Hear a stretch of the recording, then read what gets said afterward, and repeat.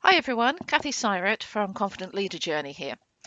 So I was wondering what to do a vlog about this week, and a few comments have come my way about some of my previous blogs, some interesting discussions, and we are still in the Neurodiversity Week, the Autism Awareness Month. So I thought I would respond to some of the questions that some of you have had about leading diversity. I know we touched on a few things specifically about neurodiversity last time, but what I'd like to explore today are three guidelines or best practices when it comes to working with diversity as a leader.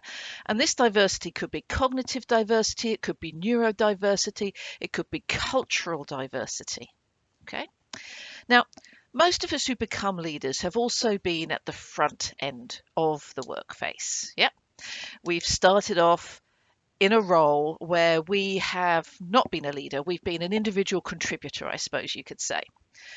And what sometimes happens is, as we then move up to become, say, a team leader or a supervisor and a manager, and then possibly moving up to more senior leadership where we're looking at bigger things, more strategic things, more organizational level elements rather than team level. As that happens, we sometimes forget what it's like to be down at the front line, working away there. And I think when it comes to handling diversity, one of the things we need to remember is our own experience when we started at work. If you think about yourself when you start at work, cast your mind back to your first day of working, of whatever paid work you were doing that in the area that's now your career where you want to become a leader. Think about how you felt. You didn't know the content. You didn't know the processes. Okay. You didn't know the formal structure of everything. That's why companies have inductions. And in those inductions, what we learn is we learn the formal policies and procedures for work, but we also learn the informal expectations. So we pick up the structure and culture of the organization. And then as individual contributors, we can work effectively within it because we know the boundaries, we know what's acceptable, we know what's not, we know what to do to perform well. Okay. We pick all that up during induction and beyond.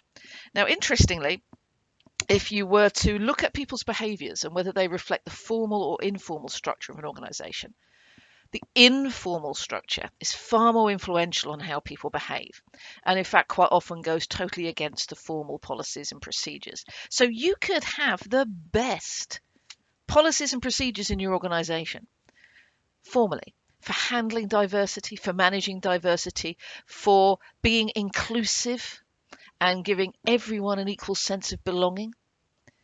And yet what's actually happening to those individual contributors and those teams working on the coalface does not reflect that because the informal culture is not supporting it. So this comes down to one of the main guidelines as we're a leader, and that is determining what your role is in bringing the formal systems, policies and procedures to life in the day-to-day work. Okay. Now this might sound a bit strange, so let me share an example. And I'll share an example of an organization that claimed to have a coaching culture. It had everybody trained in coaching. It had its whole performance appraisal system was based on coaching and development, etc. And yet when I went in there, what I saw were senior managers quietly commenting to the managers under them, saying, you're spending a lot of time, just going around talking to people. You should be getting on with your work. Okay. I notice you've got an open door policy and people come to you with their questions and issues. That's really not very efficient. And they were criticizing the informal aspects that this manager had put in place to actually bring that coaching culture alive, that people felt able to talk to each other peer coach, and he felt he had time to coach people informally, because a coaching culture isn't just about your performance review, it's about every day. So one of the guidelines I have for you is, as a leader, make sure you truly understand the official and formal policies, procedures, systems, and structures for diversity and inclusion in your organization. And then sit down and spend some time, maybe with a coach, with a colleague or something, and work out, how can you live and breathe those policies, procedures, and systems in your day-to-day informal interactions with people? How can you make sure that happens? Now, this could be something as simple as, before you have a meeting, thinking about every member of the team and what they individually need in order to contribute effectively to that meeting. I mean, on a very basic level, businesses are set up primarily for extroverts. Okay, it's one angle of cognitive diversity. They're set up for people who are confident enough and extrovert enough to go, what about this and what about that? And they're also set up for people who can think quickly and in the moment. But what about people who think just as effectively, but maybe want to go away and process things? Does your leadership structure allow for that?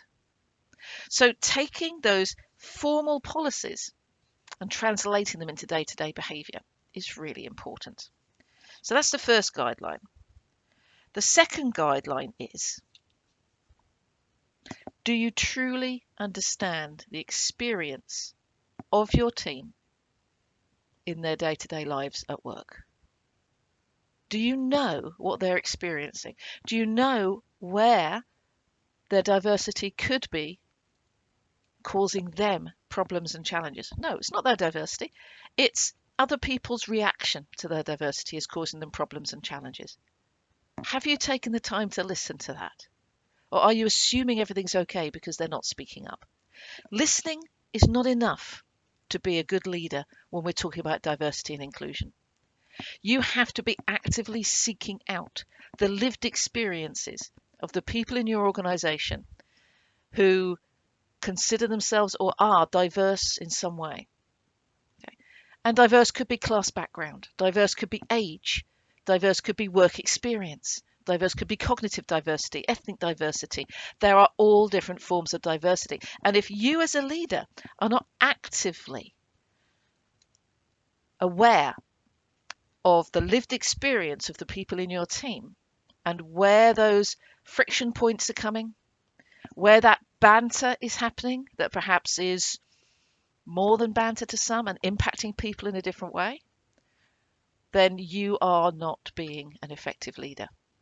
So one of your responsibilities is, as I said, not just listening, but actively seeking out to understand the lived experiences of your teams so that you can then ensure that inclusion is truly happening for everybody in that team. Okay. So what's the third guideline? Okay. Well, this one's a little bit more conceptual. Okay. It's about, as a leader, it's about being aware of consequences of what might appear to be casual actions and conversations. And I choose this one because I've done this myself. I have a sense of humor, I have sarcasm, but that's my sense of humor and my sarcasm. And I will often say things to lighten the mood in a conversation without thinking about the consequences that my statements might have for other people in the room. Quite often, when we go to change the mood in a room, we use something that we know unconsciously will bond some of us in the room. So I might refer to a television program that was around when I was growing up here in the UK. And that will get a laugh from 4 of the 7 members of the team. But what about the 3 members of the team who don't know what that television series is, who maybe aren't from the UK, who maybe don't watch television? What I've done with that comment is I have excluded those 3. Now, this is the most challenging thing for us as leaders because it feels in a way that I'm asking you not to be yourself. But what I'm asking you to do is realize that there's a difference between your social self and your professional self, purely and simply in the stories you choose to tell, the banter you choose to have, and how you choose to run meetings and enact things. When I'm out with my family or in my social group, I'm going to be 100% myself. When I'm in my professional environment, I'm going to be myself with an awareness that there are other people in the room who I could be unconsciously excluding with the language I use, the stories I tell, the jokes I tell, okay, the humorous comments I make. So many of these things can be unintentionally exclusionary. It doesn't mean I have to lose my sense of humor. It just means, as a leader, one of my responsibilities to my team, if I really want them all to feel included in what's happening and to kind of optimize their motivation and excitement and passion for working with me as a leader, I have to think about those things more consciously than I would if I was just working with a bunch of my mates that I went to school with and grew up with for 20 years. Okay? And that's what I'm paid for as a leader. That's my professional responsibility. To think about those consequences, those unintentional exclusionary consequences of my choices and my actions. So 3 guidelines as a leader in order to be more effective, be more inclusive, and be a great leader when you've got diverse teams. Okay? If you want to hear more about these views, you can always have a look at the Confident Leader Journey. Look at theconfidentleaderjourney.com. I do one-on-one coaching, and I'm offering at the moment a free 30-minute kickstart if anybody wants to see if coaching would help them increase their confidence and effectiveness as a leader. And yeah, I look forward to seeing you soon in the next video. Take care.